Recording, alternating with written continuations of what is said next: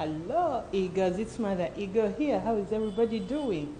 Yes, so many lessons from Mother Nature, right? Yes, the elephant again. I tell you, it's coming up everywhere. So this is a story from nature, lessons from nature, and in this episode I'm talking about the elephant with the pink string.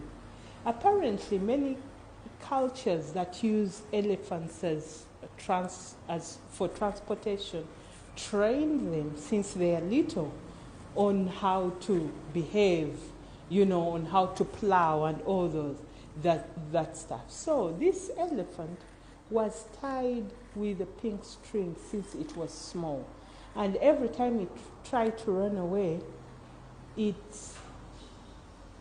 was pulled back by this string. Years passed from one year to another. It got so big. You know how big elephants can be. But psychologically, it always knew every time it saw the pink string, it knows not to go anywhere, even with its weight and its strength. If it saw the pink string, it just sat back and just gave up. So the lesson I got from that is, what are we holding on? Or what are those things that are holding us back? What are those things that are holding you back?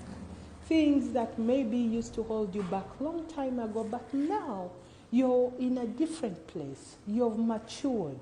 You have some wisdom. You've gotten mentorship, but you're still acting in a way that those things that used to hold you back years ago are still holding you back.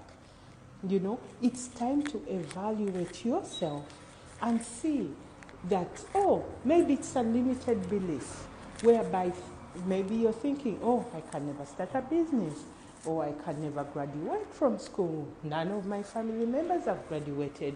Or, no, for us, we stay in only this location, we can't move. Those are all limiting beliefs that are holding you back. But when you look closely, now, where you are right now, you do have the ability to change that. It doesn't have to be something that's still holding you back anymore, you see?